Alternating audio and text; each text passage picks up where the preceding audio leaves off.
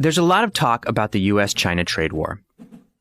But while you're looking over here, a conflict between the two giants is brewing over here, in Pakistan. The conflict is about global dominance, and Pakistan's financial security is hanging in the balance. If China succeeds, it could be on the path toward becoming the new center of global trade. If the US wins, it could frustrate China's latest push to become a global economic superpower. Either way, the impact will be felt for decades around the world. To understand how we got here, you first have to understand why China is in Pakistan at all. China is there to invest in infrastructure, part of an effort to show the region that a friendship with China brings tangible economic benefits. This falls under China's Belt and Road Initiative, aimed at building up China's global trade network.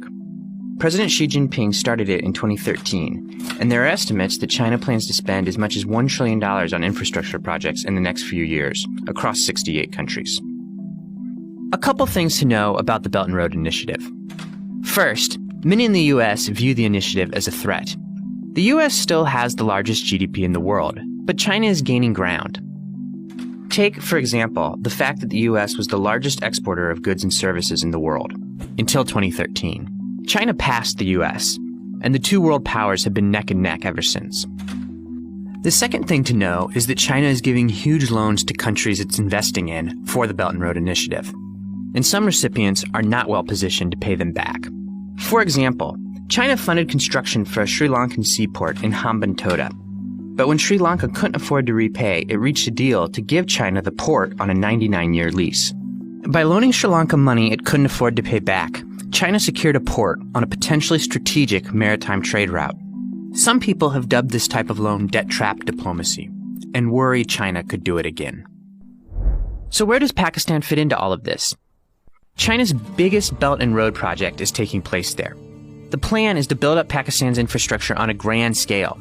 Once completed, China could use these highways, ports, railways, and pipelines for efficient access to the entire Indian Ocean, and continue to supplant the US and Pakistan. But for Pakistan, there are a lot of catches. And these catches are driving Pakistan, which is already struggling economically, deeper and deeper into debt.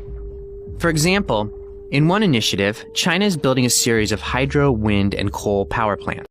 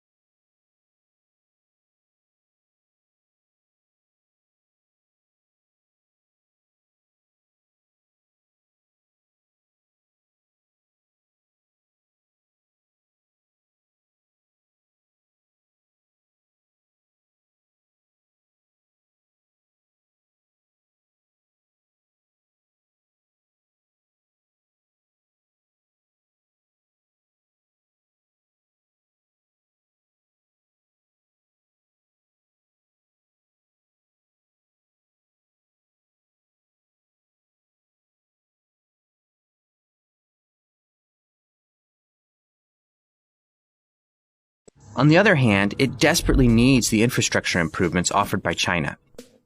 And the incoming Pakistani administration has added another complication. Imran Khan's party stated that it might look for options besides the IMF to help with its debt, maybe even borrowing more from China. However, Mr. Khan's government has also pledged to make public the Chinese deals, shrouded in secrecy up until now. If the US comes out on top, it could start to discredit China's Belt and Road Initiative. Future countries might be hesitant in accepting Belt and Road money, slowing China's expansion. If China comes out on top, it's closer to its goal of displacing the US and becoming the new center of global trade. These issues will come to head in a few weeks, as Pakistan is rapidly running out of foreign exchange reserves. When that time comes, it could amount to a battle between the US and China. A battle for the #1 spot